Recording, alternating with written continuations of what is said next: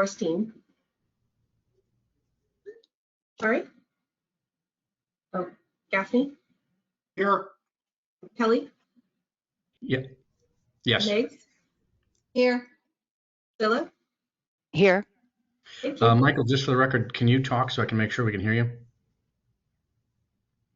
Your speaker is on. You're not on mute, but I can't hear you. Check your audio input. Can't hear you.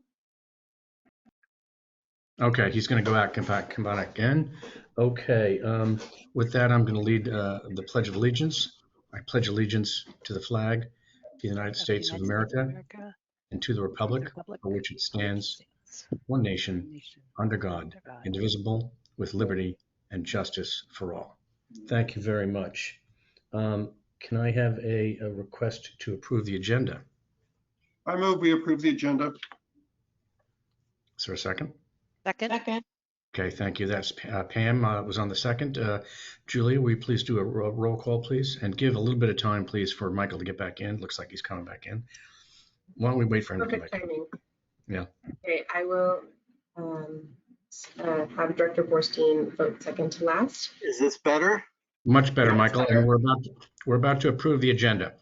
Julia, we do a roll call, please? Yes. Borstein. Yeah. Gaffney. Yes. Meggs. Yes. Scylla. Yes. Kelly. Yes. Thank you.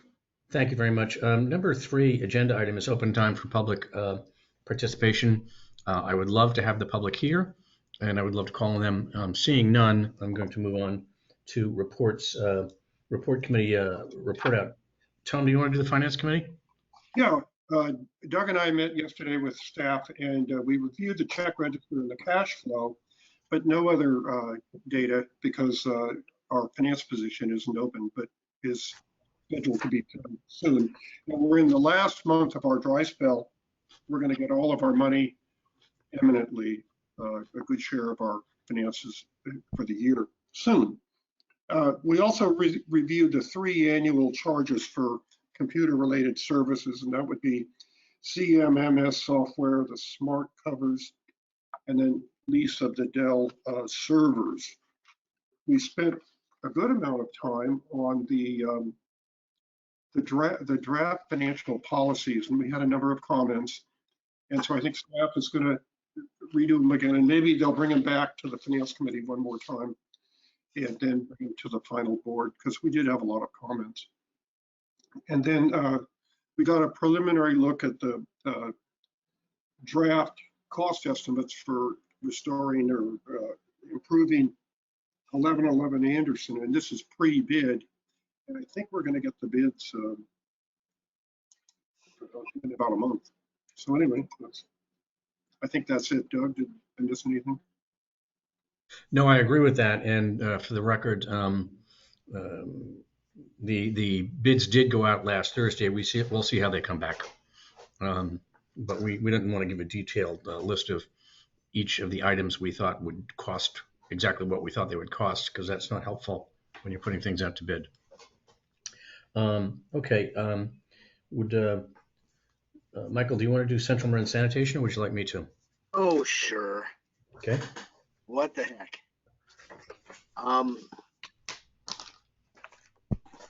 Well, I guess the big news from over there is still the cover, which failed last summer. Everything was all set, and they cut the new fabric and they set it to the fabricator, and it was the wrong size. So once again, we're back to square 4, where they are recutting the fabric again and sending it to the fabricator. I believe it's in Iowa. Hopefully we will get it all sewn together and ready for installation at the end of this month. And hopefully we're going to be back up and running by the middle of January with a digester, with a new cover and everything set to go. And one of the things that might hold us up on that is that PG&E has not approved the plans for the power switching devices, and they've had that for about 2 years, and so we suggested that Jason could tell them the importance of getting this done, because the Jenbacher engine, which is a it's 0.9999 rated, but it could conceivably in the future go up to 1.3 megawatts data and power. It's very confusing. Should be ready to crank up somewhere in February. So if everything lines up, we'll be generating power on the new Jenbacher engine in February with a PG&E blessing and the new covers on the digester.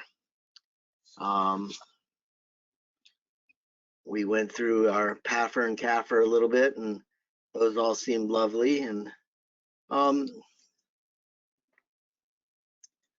really, it was a very light month this year. So. Thank you. That was I was shaking my head at the beginning, Michael, because I don't know when the cover is going to be on, but I think your estimation that we hope to have it back up and running by mid-January is accurate. That was what we were hoping. And for the record, there's costs at Central Marin Sand of not generating power and not taking product from restaurants and such. So there's some costs involved in that. We don't know where those will all shake up. I can assure you we're keeping our eye on that because they had some obligations to us. And just for the record, when I did this is the second time they've gotten the size wrong. The first, just to reiterate, the first time they got the size wrong, they sent us a smaller cover that was in fact the original bid cover size. But without CMSA knowing, at the last minute, they chose to change the size of the cover to larger ones, and that's what they sent us. Their records didn't have that, and we certainly never knew. So they cut them small, and the chains were very loose, and that's what's there now. That cover is now destroyed, by the way, so that's a waste of money. And then after they cut it, the original size, they got the right size, but they just miscut it. So here we are back again, starting all over again from the beginning. The other thing we did at the meeting is we went over to the Central Marin Sanitation. This is backwards, I know. I think that you'll see it backwards. The annual comprehensive financial report and the smaller popular financial report.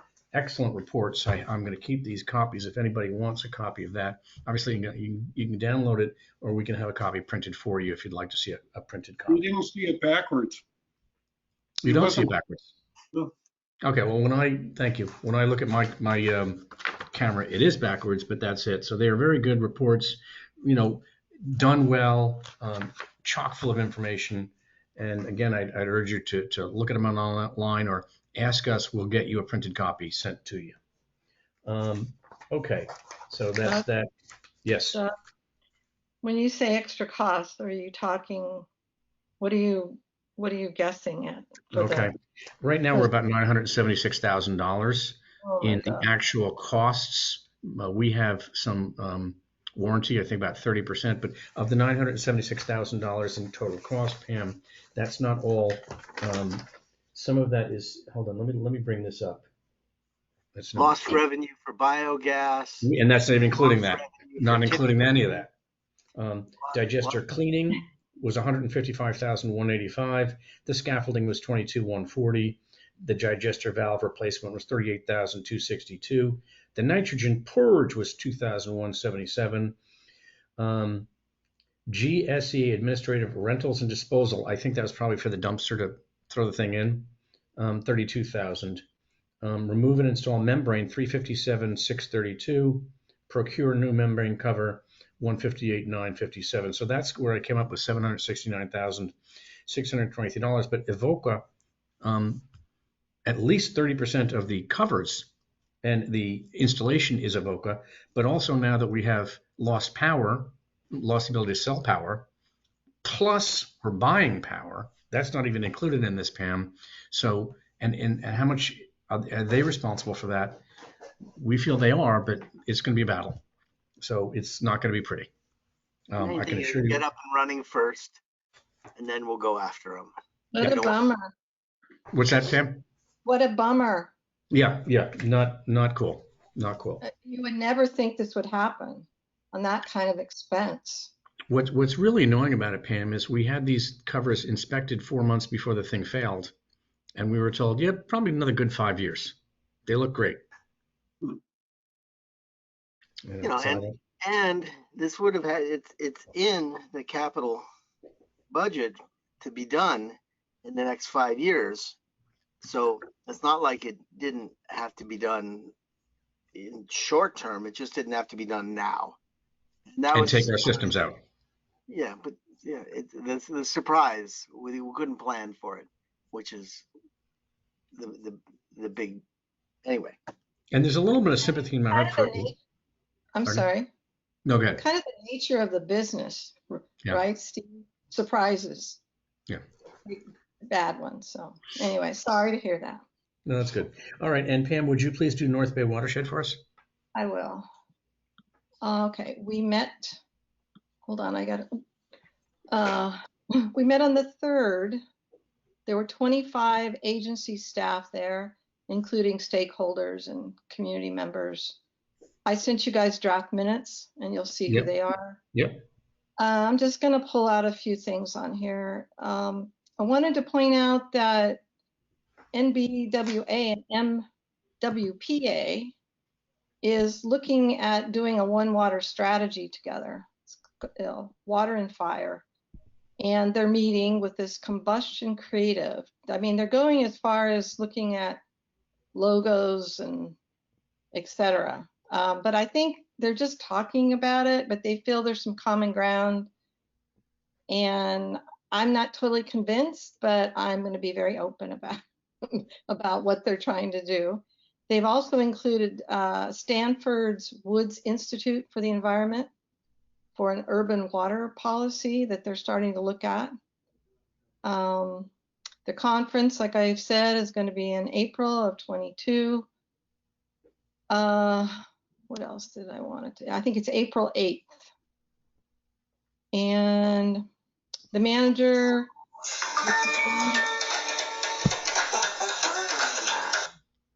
somebody's phone.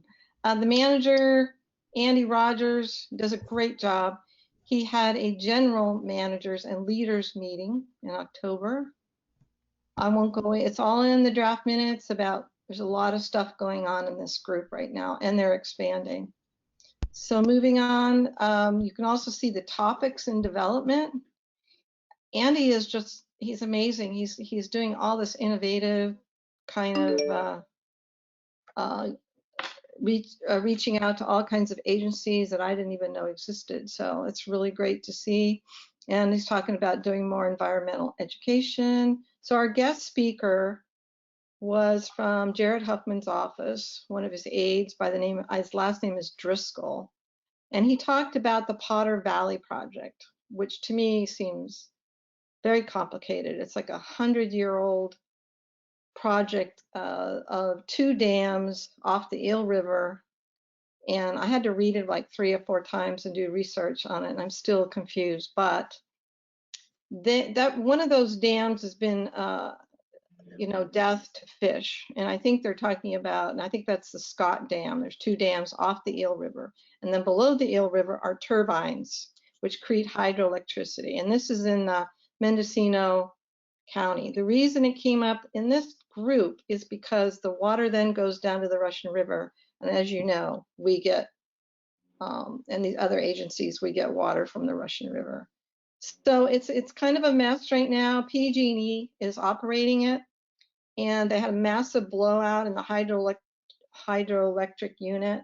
Like $15 to $20 million need to be fixed for this. It's a hydro tunnel. And so now they're doing a diversion, and now PG&E says they want out. So there is an ad hoc committee of 5 powerhouse groups, including the tribes. And they're trying to figure out whether to decommission, I believe, the Scott Dam, because, they want to get the fish back, or they're going to try and figure out it. I don't think PG&E is going to keep it. So anyway, it's up in the air. Lots of money talk though, like billions of dollars. Very interesting. And I did ask the question about would it affect the Russian River water supply, and his aide said Marin will be impacted, but it's unclear how. So that was not very encouraging. The same with the fish. Okay, and then to end here, at the bottom of the minutes, Jack Gibson is the chair, and he talked about the watershed issue for Marin and some other things connected to the watershed. And you'll see the other groups who talk about what they're doing in their communities. So there you have it.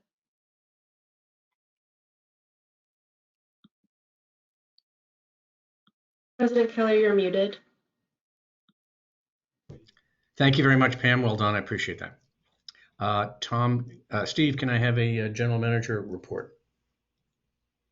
Hi. Yes, good evening, board members. Good to see you here on the brink of the holidays, and have some announcements. Actually, things have been in the works for a long time. So first, on the 2000 Larkspur Landing Circle property, yesterday we received written confirmation from US EPA on their letterhead that the property, the site of the former treatment plant, has been adequately cleaned up from PCB contamination in order to support unrestricted land use. And so we're meeting with the Century Urban team tomorrow to finalize next steps in the board's community engagement strategy. But that's good news that we finally did receive that sign off. Number two, more news at the 1111 Anderson property. Two pieces of news. First, Monday, December 13th, we received a revised lease document that was signed by the tenant, Comcast. And yesterday was the first day that the new lease agreement became effective. So this is a significant milestone, and it allows for the remodeling of the building to proceed for the relocation of RVSD's operations into one consolidated location. Then the second part of the news is, well, actually it's even three parts. The second part is last week we received approval from the city of San Rafael on the remodeling plans, which was in time for us to go out to bid on Thursday, December 9th. And so we issued a notice inviting bids to all the locations that we typically do for our horizontal projects, if you will, our sewer projects. So the project's out to bid, and bids will be opened on Wednesday, January 19th. And there's a mandatory walkthrough site visit for prospective bidders on Wednesday, January 5th at the property. And so we will lead that event and get a good idea about who the interested contractors are. We are already reaching out to potential contractors to encourage them to consider the project. So some good news overall. A lot of these things have been in the works a long time. The board, you've been very patient, as staff has worked through the details to get to these points and these milestones. And so we appreciate your unflagging support through all of this very much. Another item that we like to touch base on is our cease and desist order with the water board. We have work on the remaining defect in our long list of 605 defects. We had to delay it until the first week of January due to rain and the holiday break, but we have the landowner's permission to do the work, and we have the contractor lined up to do the work who showed competency on another job this month that was done in the Hillview area on a relocation of a sewer to accommodate a City of Larkspur storm drain project. So we're going in with optimism that it's a challenging project, but we have everything lined up, and so we'll be able to report on that next month. Finally, last thing I'd like to touch on is the rain. We talked about that a lot last month with that major storm in October. This last series of storms was pretty pretty major in their own right. As of yesterday, the rain gauge at Kentfield has logged in 7.5 inches of rain since Sunday. That's nothing to shake a stick at, as we say, a technical term. Well, I'm glad to let you know we experienced no overflows, no backups during these storms, and we were actually able to deploy the flow monitoring equipment in advance of this last wave of storms. That the board approved the flow monitoring and modeling study this last July, you might recall, and so our contractor, it's a subcontractor, V&A Consulting, working for West Yost, successfully deployed the flow monitoring devices in advance of this last wave of rain, and that's great news. That we're starting to collect the data to update the modeling and monitoring, which will show the benefits of all of our investments and hard work. And so we're excited to see that. And I think that's all for my update for this holiday edition of the RVSD board meeting. Thank you. Happy to answer any questions. Any questions from any of the board members? Just a quick note, as we got some numbers in from CMSA. In October, we hit 128 million MGD. And this last storm, we hit 90 MGD. So it was not an insignificant storm. We have more coming too, I think, later this week. Yeah. Anybody else? Pam? Yeah, I just like to bring the whole thing about the EPA and the lease. This is time to celebrate. So go for it, Steve. No, it's been a long time coming, so I'm really I wanted glad. to say too about the EPA. It's amazing. I remember Greg telling me we were going to get it done in 2017, in 2016. And here we are almost in 2022, but it is done. So congratulations. Thank you. Thank you very much. And I was very impressed with the staff. Was able to get out the bid packages last week to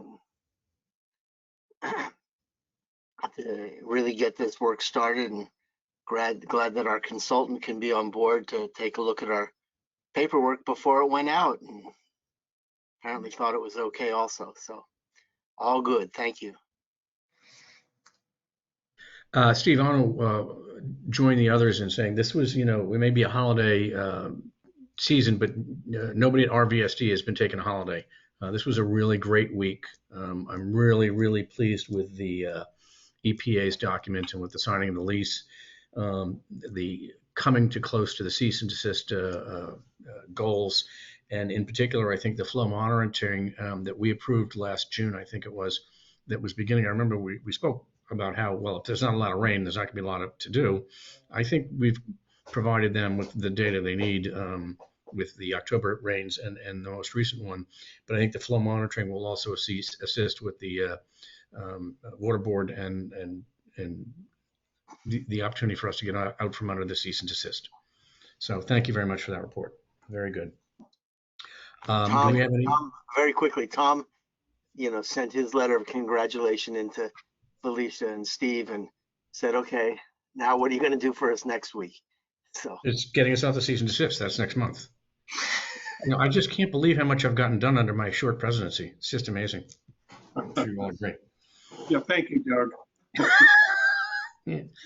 It was hard, but got it done. It almost seems like I wasn't even at the office that much. So weird. Okay.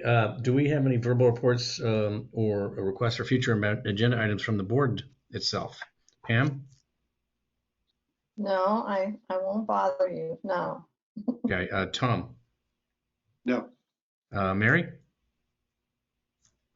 Michael? And I have nothing. So I'm going to move on. Thank you very much. To the consent calendar. Matters listed under this item are considered routine and will be enacted by one motion. The consent calendar may include resolutions. Therefore, the motion, second, and vote will also be applicable to the resolutions and recorded accordingly. There'll be no separate discussion of these items unless requested by a member of the board or public prior to the time the board votes on the motion to adopt. Still seeing no members of the public. Would anybody on the board like to pull any of the agenda items, A through H? I'd Pam, like to pull 7E. 7E. Okay, we're going to pull 7E. And Tom? A little discussion on 7C. 7C. Okay, and anybody else? And Doug, we were going to pull one at the Finance Committee. We thought what one was that we were? Both F and G have big dollar amounts associated with them. Did you guys look those over well? Yeah, it wasn't that. Okay.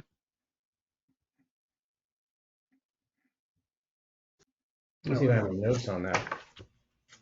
It's interesting. I kind of remember you saying that, but I don't remember what we did about that. Was it for the smart covers or the technology? Well, Steve or Felicia, do you remember we thought we'd pull one of the, okay. I can't remember. I can't either. Looks like Julia knows. Okay, Julia? Yes, just a point of information. GM Moore shared his screen yesterday to show the smart cover dashboard. And that's what you mentioned if you wanted to do that again, but if it seemed sufficient yesterday, then no problem. See, that's why we have you here, Julia. Tom didn't know, I didn't know, Felicia didn't know, Steve didn't know. No surprise. Yeah, I wanted to talk about that. I wanted to see if it's the pleasure of the board. If you haven't seen it before, Steve does have both at home and on his office computer the real-time smart cover information, which is why in the past we've been reactive, and we'll always react. And we don't have smart covers everywhere, so there's a bit of reactive work. Again, those unexpected seals that came undone in the October storm were not expected, but the smart cover information in real time really leads this organization to see what might happen in the next 10, 15, 20 minutes and take action. Is anybody interested in seeing that? What's your feeling? Have you seen that before? Have you seen his desktop before? Really interesting. And anyway, we're pulling that anyway. Okay, so that's number F. That's F. F, yeah. All right, so before we let's take them and then we'll take the entire consent at a time. So Tom, you wanted to pull C. Well, I wanted to pull C because we're saying the meetings are going to be all virtual. And do we really need to say that? Are they going to be all virtual? We don't know yet. We don't know that. They're all virtual now. Does it matter that we say virtual? And I think that we can change those as we go. I mean, the state of California is under a mask mandate till January 15th, effective today. So at this time, we just can't predict the future. I know, but we're saying virtual, so we can change it. Okay, all right. Does anybody else agree with that or have a comment on that? Okay. Pam, you wanted to pull E, please. Comment? Yeah, this is another good thing, right? Yeah. This is about to get another achievement of excellence. I mean, we should really, anyway, thank you, Felicia, and who's ever on this team. I'm not sure who did all this work. And maybe you could chime in a little bit. I'm curious, because I know these things are extra work, I would assume, tedious stuff that I can't stand, but yeah, anyway, congratulations. In fact, that brings up a point, Steve, or why don't I ask you, Felicia, because your light's already on anyway. We hired a new financial officer. Yes, thank you. Can you guys hear me now? Yep. Yes. Super. Thank you, Director Meg, for the accolades. A lot of credit goes to the position of finance supervisor, formerly held by Melvin Garcia, who worked very closely with our auditors, who we'll be hearing from, if not in January, then in February of next year. But our audited financials have historically all been in excellent shape. And I'm very proud to be part of that team. A lot of work, as you note, does go into those reports and statements. So the appreciation is very much well appreciated. And I'm sorry, President Kelly, what was your question? Didn't we just hire a new staff member? Yes, thank you for that. We did make a job offer, which was accepted by a finance person who currently actually works for Townsend. Not someone. Yep. So he'll be starting with us in January, the first week of January. Did you want to share their name? Be looking forward to introducing them to you. Yes, his name is Corey Spray. Any relation to anybody that worked at CMSA for 20, 25 years? I believe he does share some, yes, DNA with Ken Spray over at CMSA. Well, Ken's left, but my understanding is that he used to come in with his dad when he was just in elementary school. Yeah. So I'm very pleased about that, especially the part where we stole him from the town of San Anselmo, going back to my famous line, all my enemies must fail. So it's quite good. So I'm very pleased about that. What is the feeling about the board on seeing the smart cover dashboard? Anybody interested? I see no from Michael. Tom's fallen off the screen for me. Mary? Yeah. No? Okay, so let's move on. What I have? Doug, can we get the link or something so we can see it on our own time, maybe? I think you'd need the software. I don't think it's a link. Is that right, Steve? Yeah. Okay. Or you can go over it with Steve at some point if you like. It's really fascinating. To me, it was really fascinating. Can we put it on the website? It's not a link. It's real time. You'd have to be looking at the computer real time. Okay. It's not a database Yeah. like that. We offer it to our consultants and people doing work for us. We'll give them a login, that sort of thing. But it isn't something that we can just make instantly public, But we can certainly share it with people. Okay. It's a login kind of situation. Okay. Julia, do you know what happened with Tom? President Kelly, it looks like his camera's off. Maybe he's experiencing connection issues. Okay. Okay, fine. Do I have a motion to approve the consent calendar? I move the consent calendar. Michael, thank you. And a second? Second? Mary, thank you. Can I have a roll call? Yes, thank you. Borstein, Yes, Gaffney. I'm checking with him. Okay. Let's move on to Gaffney and keep going. We'll come back. Great. Yeah. Director Meggs, Yes. Villa, Yes. Kelly. Yes. Thank you. I will mark Director Gaffney as absent, and maybe he'll be able to reconnect. Thank you. Okay, thank you very much. Let's move on to number 8, the conduct of meetings, discussion of possible approval of policy regarding the Brown Act. And I'm going to give that to Andrea. Okay, good evening. I'll start on this one. So this is a relatively simple policy that after... Did everyone just hear that? Is everything okay? Okay. Is there a caller on the line that is hoping to make a comment? No, that's Tom, I think. Okay. Okay. All right, so at the last board meeting, there was a brief discussion about Brown Act and the use of online chat functions. And when Julia and I talked about it afterwards, she noted that there is a proposed policy by CSDA regarding Brown Act compliance that, although our policy book does address the Brown Act in a few places, we don't actually have one that is basically, is essentially just compliance with the Brown Act. And so we took a look at that, and it also incorporates some recent changes to the Brown Act related to how board members can conduct themselves using social media platforms and how they shouldn't be conducting themselves. So we thought it might be a good opportunity to bring this policy to the board to add to the board's policy book.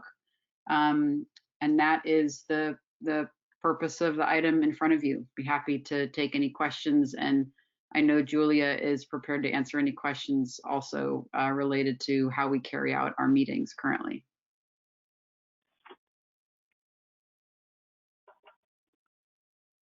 President Kelly, you're muted again. Thank you. Let me ask you this, Julia, this is just a technical question.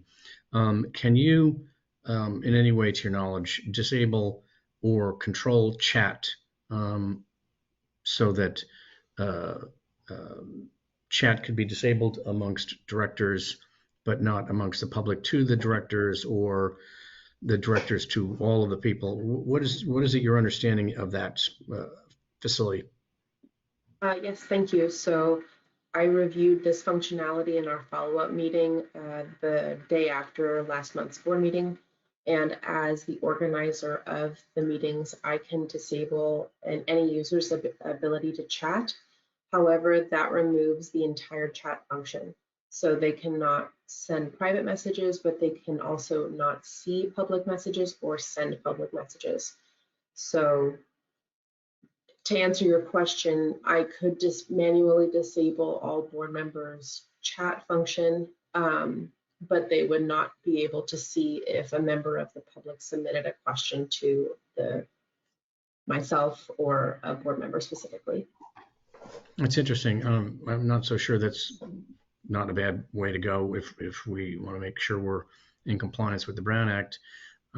So if that was the case and you disabled chat, and a member of the public made a request, the president of the board could be informed of that, because I don't really look at the chat function very often, by yourself, the clerk of the board, and you could bring it to the attention of the board president, say, a member of the public has asked this question or something like that, and then we could address it publicly as opposed to sending back a chat to that person. Is that right? That's right. Yeah, I would be able to remain able to respond and see any public chat messages, and I would be able to bring that to the attention of the board president. So other agencies use other software. So for example, Zoom. Would you be willing to call or reach out to the clerk of the board of Novato and Fairfax and see how they function, how they work this policy? And it may be that we use Zoom and there's different options under Zoom. Pam? They don't use GoToMeeting. That's what I just said. Yeah, and the functions or I don't know what you call these things at the bottom of the screen, you know, like our microphone. They have one, oops. I don't know if I can stay in the whole meeting. This massive branch just hit my house. But anyway, there's no hole in the ceiling. So what was I going to say? There's different features. The way it functions there, it's got a raise hand or lower hand function, and that's all the public can do, or they can call in, and then you're right, Julie would have to let them in.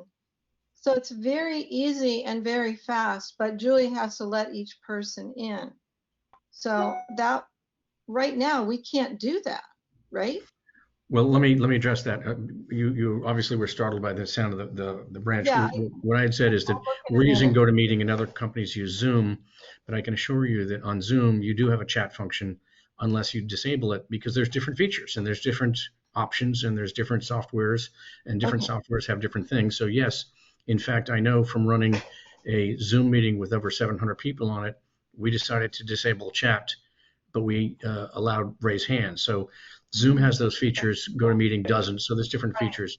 So one of the features we could do, if you missed Pam, because I know you got startled by that, I don't blame you, you can investigate that, is we could disable chat totally amongst the directors, but that would be global. They couldn't read, they can't see, they can't reach out to the public. That's fine, in my opinion, might be an option that the board would consider, because then the clerk of the board could instruct or inform the president of the board, we have a chat, it's from a member of the public, and they're asking this. Seems like a perfectly fine solution to me. Okay, so the public currently, they have to do, how does the public interact with us? Because I haven't had They can just do a chat anytime they want. Do they actually, do they send questions in? Yeah, or can they could, yeah. Can they talk? No. Well, they'll So- only talk if they're allowed in by, well, that's not actually true unless we disable them, they could, Go ahead. as a board president, I don't let them talk until it's public time. But yes, I think functionally they could, couldn't they, Julia? They could just start talking. Yeah. Yeah, because I think our connection, I don't remember hearing public talk to us. I think it's always been by questions. Oh, no, we've had very robust meetings with the public where they Okay, talk. I'm sorry that I'm just kind of adrenalized right now. Okay, I just want something that's consistent. And after looking at this CSDA, I'm not surprised. It's very clear. There's, very clear. So I'm sorry that thing happened, but it could happen to me too. If I accidentally hit to everybody, I mean, we're humans who make mistakes. So I like this policy. I don't know if you're all willing to go for it, but I'm sorry, I don't mean to, it's not you, Julia, but I don't know how GoToMeeting got decided, but I don't think I remember seeing any other communities that have GoToMeeting. They're all Zoom. It has to do with is often security. considered more secure. What? It's often considered a bit more secure technologically. Mary? Yeah, that's what I've heard. Isn't that right, Andrea? Yes. Yeah, and just to be clear, there doesn't need to be a chat function at all in order to comply with the Brown Act. I'm sorry, so there was noise. I couldn't hear you. Right. So a chat function is not required to comply with the Brown Act. We need to give the public an ability to communicate with the board through teleconference. And some boards just use phone. So if somebody calls in and we see them on the screen or we don't see them on the screen and they're given an opportunity to interact with the board, that's what the law requires. So any chat function at all, some agencies use it, some agencies don't. It's up to the board as to whether you want to incorporate that function. There are some downsides to it. There are some upsides to it. But eliminating it won't really reduce the public's ability to communicate with you that much. If you don't have it there, they'll just raise their hand and talk at the time that you ask if there's any comment or questions. Okay, I'm thinking more of the board. Yeah, I heard what you said, Andrea, and you're right. That's my understanding, but I don't see any reason to disable chat. I think it might be a good idea for the board members to have chat disabled. I think that's a good solution. Michael, do you have any thoughts on that? I'm sorry. Yeah, I think we're trying to we're trying to fix what is not a prevalent problem. And so I think we should just all be aware and just try not to let that happen again. Like Pam said, mistakes sometimes happen. I think we're trying to fix a problem by making it the exception. And we've been doing this for 2 years. It hasn't been a problem. And so we slapped our wrist a little bit, and let's just do what we did where we're discussing it. We know what the rules are. Try not to let it happen again. If it does, we'll address it again. That's just my opinion. Go ahead, Pam. So Julia, question.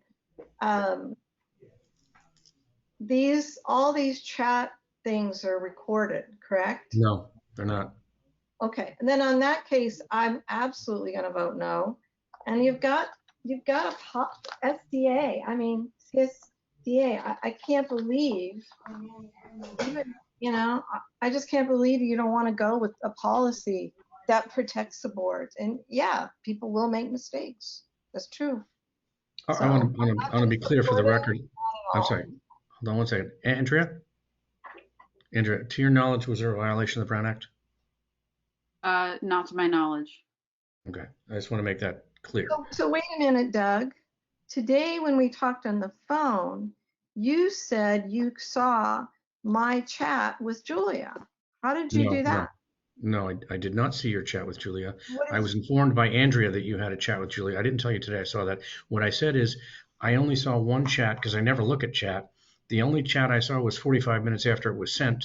the incident in question was over. It was, I thought, somewhat of a benign thing, and it was between two directors. I don't think it's a good idea, but it's not a violation of the Brown Act. No, I never saw your chat. No, my question is, how did you, or Andrea, how did you know that you saw a chat that I must have sent, I don't know, how long ago? Months? To Julia? Were you able to pull that? I thought it was from the last meeting. Right, I've never seen any other private texts other than ones from the last meeting that were shared with me. That was your chat with Julia at the last meeting. Okay, so it was a process question, right? I don't know. I never saw it. I was told it was, I was told about it. I never saw it. Who told you that? Andrew. Pam, I think you may be referencing, you sent me a snapshot of your text to Doug. I think that's the only one I saw. Oh, I'm not sure I'm okay. aware of one with, I may be not remembering the details correctly. Okay, let but me remember that what we spoke about today, Pamela. What I said is you have used chat in the past on GoToMeetings in these board meetings. So you said you didn't know we had it, and I said you've used it. Okay, that wasn't clear. All right. Okay, all right, okay. Tom, do you have any thoughts? Nope. Mary? Of course not. Okay. I'm in Well, support of the policy. I'm fine. What was that, Pam? Nothing. To reference the point you just made, my question was only a process question as well, in the chat. So, but I'm happy to pass this and say that directors should not chat. And I don't think we should disable the chat. I think we can conform our behavior to the policy.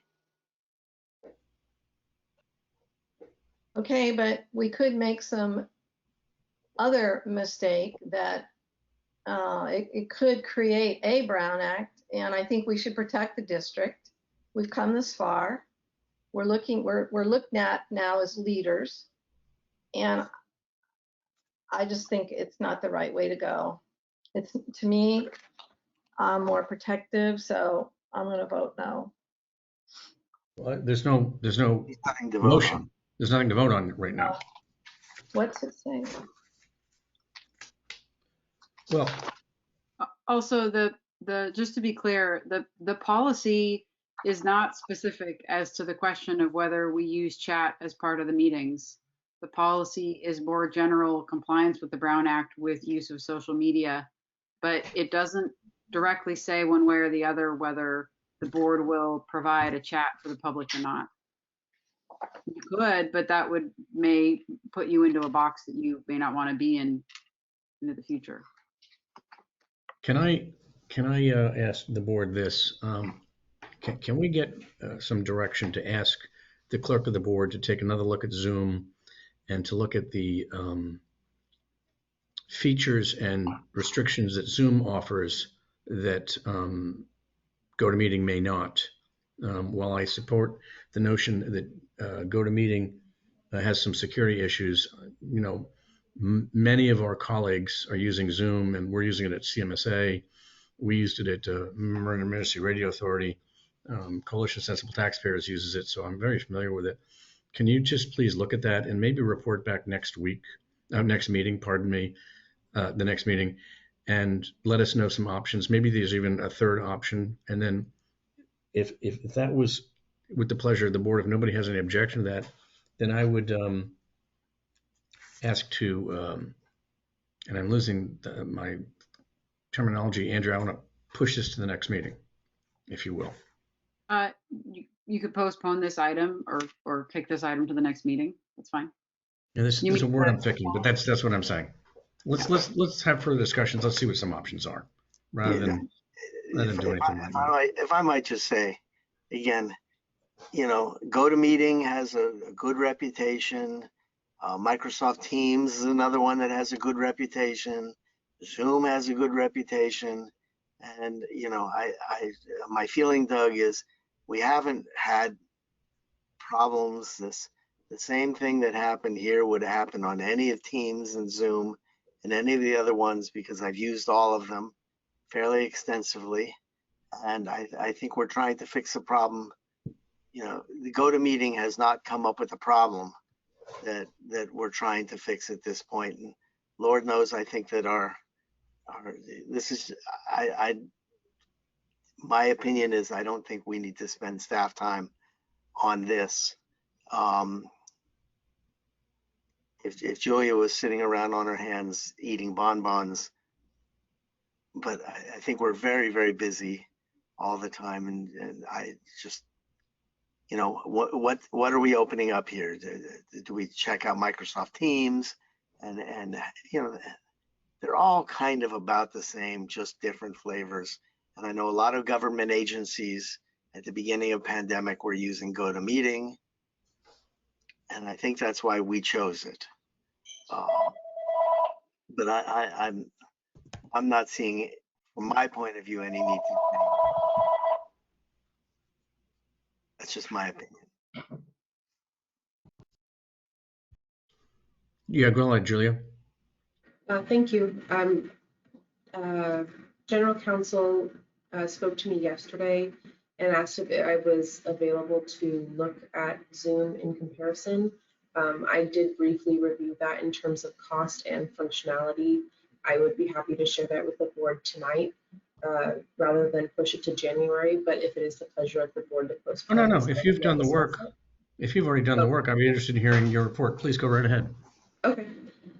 So GoToMeeting is considered, especially at the beginning of the pandemic, more secure. At this point, both softwares are approximately the same. I agree with Director Meggs and President Kelly.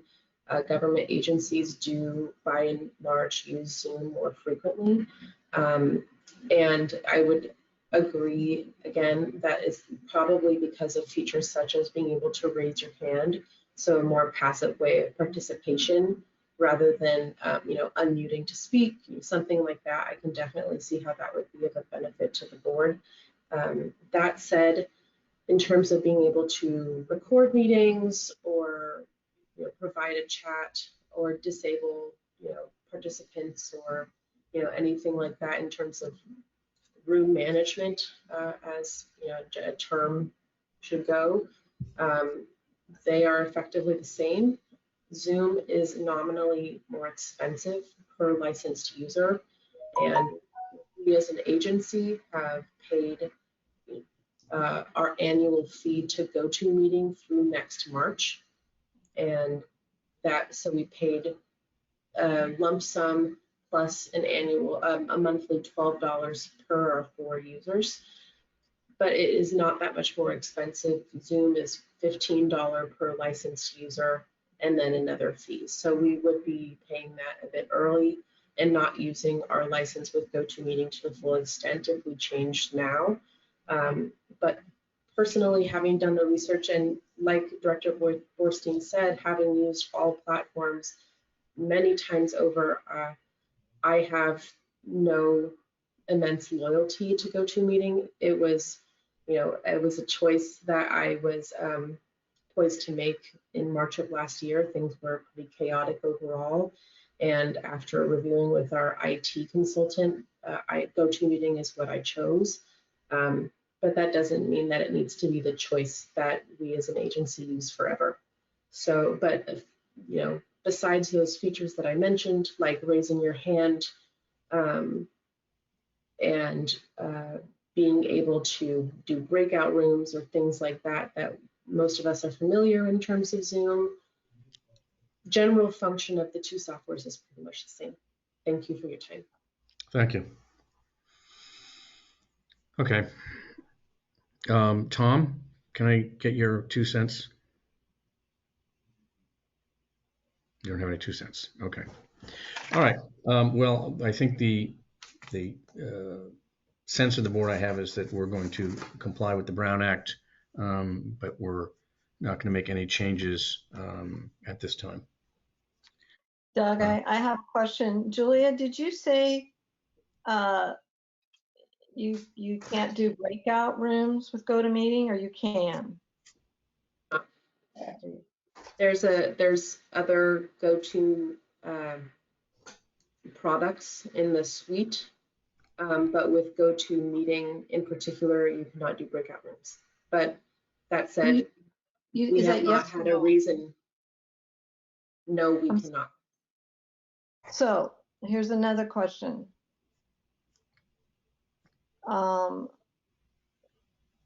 Would we need breakout potentially group meetings for the future, education, or even an event if we get a lot of public meetings for breakout groups? I mean, I don't know if you've done them. I have off and on through the Sierra Club, and it's very helpful to be able to do those groups and then bring people back together. So example would be Larkspur Landing, if we have to do, and I think we will be in Zoom, let's say we're dealing with the property and we want to do those groups, we won't have access to do that. That's correct. We have not yet had a need to use breakout rooms, but that's, as you say, not to, imagine that we would not need them in the future. But we could explore that at a future meeting. I have one question. Julia, you said licenses.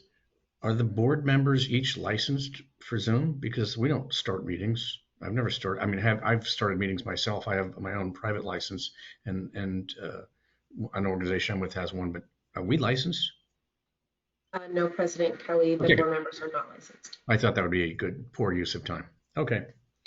All right. With that, I'm going to move on to agenda item 9A. Monthly, well, number 9, but let's start with A, monthly operations and metrics report. Any comments on that, Steve? This is just the metrics report for the month of November. And just interesting flow information. The flow started to come down, but our percentage of the influent flow kind of ticked up a little bit. I don't really have an explanation for it, but still hovering around our performance level. And we did some key pump replacement. One of our pumps just kind of gave out on us in the Riviera Circle area, so we did that work. We also refined the standard operating procedure for the point repairs to make it a little more robust in case of higher pressures that we experienced in October. So we did a modification of the point repair, basically adding a little bit more epoxy resin to the formulation to create kind of a transition zone between the fiberglass pipe insert and the host pipe to hopefully make it a little more resistant to potential collapse. Because we hadn't seen that before. We put in over 2,000 point repairs in our system, and in the October 24th storm, we had 2 of them fail in similar locations under high pressure. And so we think this change in the SOP should help us prevent that from happening again. Hey, Steve, how much is a pump? Like pump station number 2, a lift station? About how much was a pump? Do we know? Yeah, I don't remember. Like 20,000 or 100,000 or? No, yeah, not 100,000. Well within. This will be on the register of expenses. Okay. But I don't have that memorized. Okay. It's not that large. No, it is the big deal. I think less than 20 would be my guess.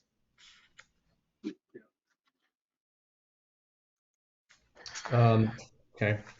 Any comment on metrics 9B, the website or next door metrics?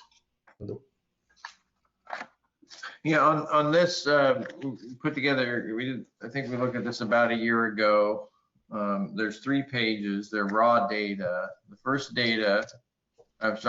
page shows the website visits. And so you get the number of visits per month.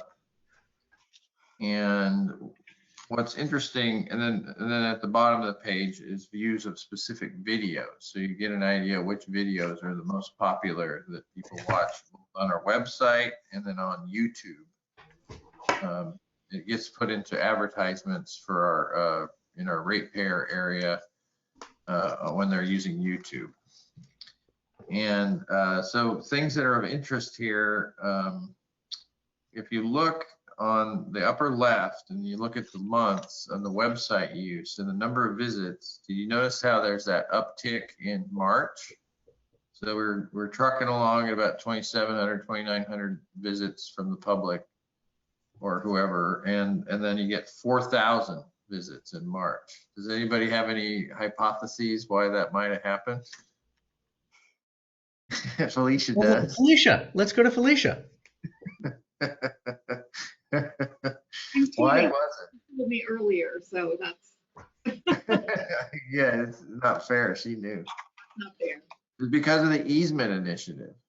Oh, We that's sent right. out 3,300 mailers to ratepayers, property owners that had sewers, public sewer mains on their property, to inform them of that, let them know, what rules govern that. It's a prescriptive easement, but also to let them know that we had a new interactive tool on our website on the page. It's entitled Sewer Utility Easements, where they can go to our sewer map, look up their property and see schematically where the sewer is located on their property. It's not, there's plenty of disclaimers because this is a schematic map, not an actual map.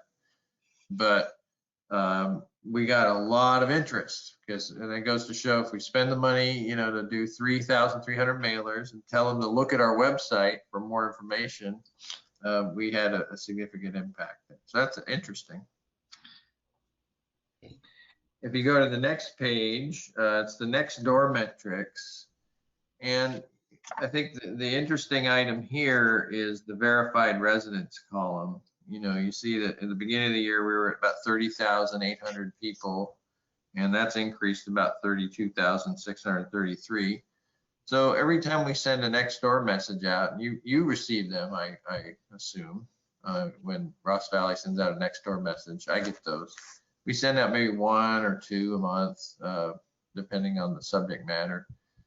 And it reaches this many people. So it's quite remarkable that, we're able to say, anytime, we're doing the updates on the capital program, or when we let folks know about that Larkspur Landing meeting in October on Nextdoor, it went to over 30,000 people. So that's pretty remarkable. Then you see how many people open them, and yeah, that's not terribly remarkable. But remember, we're a sanitary district, and the people have their choice about what they want to open and learn more about. And then the final page is the GM Bulletin Metrics, and the story that the data show here is we increased the number that we send out. About this time last year, I think it was around the February board meeting, we showed these metrics, and I remember Director Borstein expressing concern about the number of people receiving the GM Bulletin.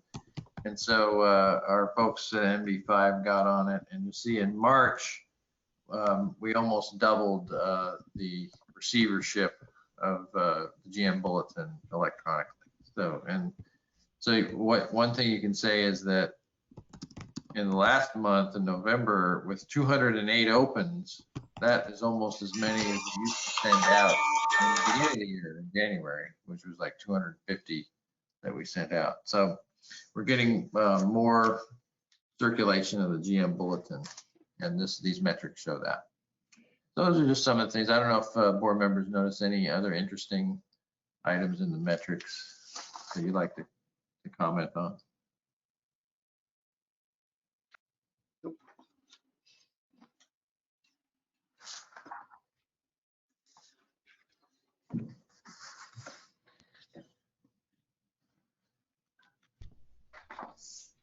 None. Okay. Tom, the presentation you gave on December 8th, I love it. Where did you give this? Oh, yeah. So Director Meggs asked me if I would put together a talk for the Sierra Club Marin chapter. And so I pulled this story together and thought it was worth putting on the agenda as an information item because it tells the story not just of the actual project, which we talked about last month, but the context of how it happened within our large diameter gravity sewer condition assessment and implementation, the relocation of the sewer, and then the abandonment of the sewer in the creek bed, and then the permitting required to get, and the studies required to get the sewer out. So this is something I can walk through tonight, or it's just for, publication. I think the board's familiar with it. It's just really nice, but I have a question. I'm looking at that picture of that salmon that was taken by Chris Martin. Do you have any clue? Have there been salmon in the Ross Creek that could pass the old abandoned pipe? I mean, I don't know how any salmon would flop up above that, especially if it's light water. I mean, if it's really heavy water, we've all seen salmon jumping these things in heavy water, but if the water is really low, there's no way that salmon's going upstream. Is that right? Well, in the research we were doing as far as qualifying for the grant, we needed to show a fisheries benefit. And we consulted with local expert biologists, and their opinion was, and the grantee, the granting program agreed that the benefit was really more to out migration. Really, that this was a barrier to small steelhead trout, the smolts, getting out to the ocean. It was more of a barrier to them than it was the larger fish coming up and over, because they can jump that. It wasn't, so that was the benefit that we banked on to get the grant. It was migratory, but it's actually the opposite direction than you might think. I love it. So that fish was one that was, it's not necessarily in the Ross Creek. That was sort of an example. Is that right? That's actually taken in Ross Creek upstream of the barrier that was removed. Okay. And it showed, it's a photographic evidence that fish access the area upstream of the former barrier. And that there are fish there, yeah. According to friends of Madera Creek, we shared this photo with Sandy Goldman. She talked to her experts, and their hypothesis is that fish is a Chinook salmon, not a steelhead, and that it was a stray, that it just sort of found its way up there kind of by chance. Okay. Well, that's a great presentation. I'm still really pleased that we all did that. The board made that choice. And Pam, thanks for asking him to go to the Sierra Club. I think that's a good story. Yeah, I think we're going to do a write-up in the Yodeler too. Okay, good. And maybe you'd want to do this for the North Bay Watershed. It's a win-win. So anyway, there you go. You might want to send it, just the PowerPoint, to the Friends of the Madera Creek. I realize they're not the Ross Creek, but it's a good story. Well, as it turns out, Doug, Madera Creek starts where Ross Creek runs into San Anselmo Creek. Okay. So I think they're still friends. Maybe they're acquaintances. Well, I think everybody who cares about fish and the environment would be happy with this story. And I know that this board, our GM, our assistant GM, and our entire staff believe that we're doing environmental work. That's what we do. So it's a good story. Thank you. Okay. I agree. Thank you very much. With that, I'm going to adjourn the meeting. The next meeting is, Julia, help me out. I'm looking at this. Normally it's on this. January 19th. At 5 p.m. Once again, Julia, thank you so much. Wait. Hey, Doug. Isn't that the CASA? Yeah.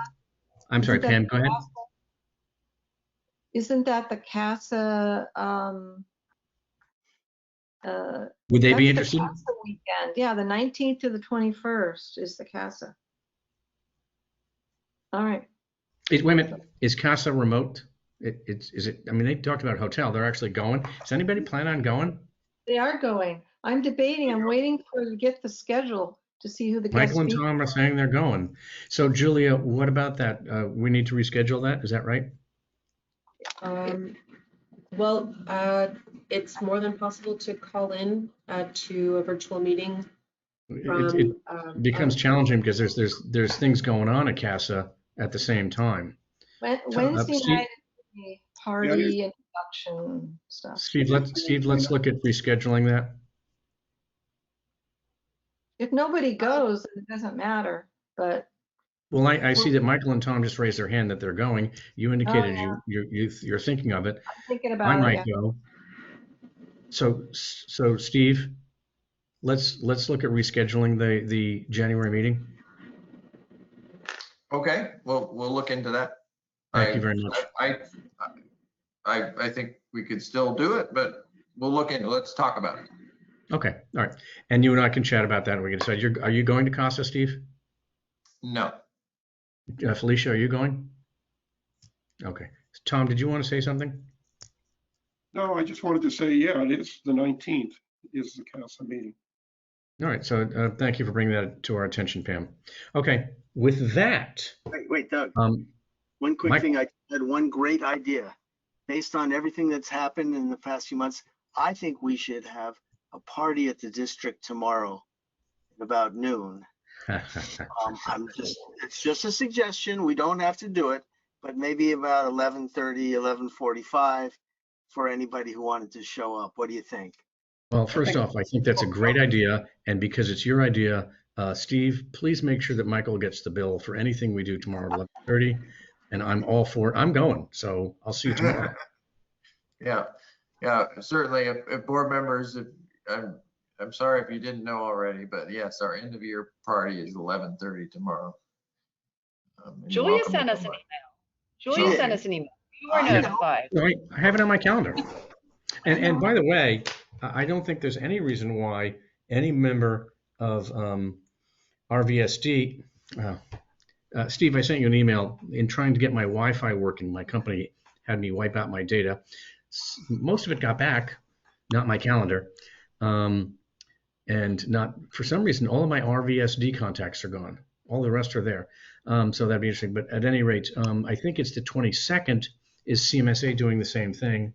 And there's no reason why that any board member who's interested would not be involved in going to CMSA. What is it? Is it a restaurant? No, CMSA is having the same thing at the district. They're having a luncheon on, Michael, correct me, it's January 26th, because they wiped out my calendar. And by the way, the Wi-Fi is still not working. So thanks a lot. Saturday, that's a Saturday. They're not having it. What is it, Michael? Wait a minute. 1 second. Let me see if it's in. Might be in the agenda in the. Or 22nd of September. Oh. That's a Wednesday, Maybe I should put it back in my calendar.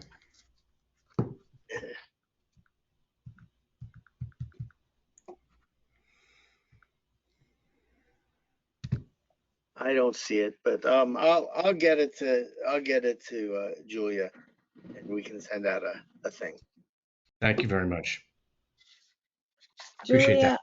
I'm looking for your email. Oh, here, I found it. Never mind. Okay. All right. So this is going to be my third attempt to adjourn this meeting, stating specifically that we're not positive when the next meeting will be. Please check our website.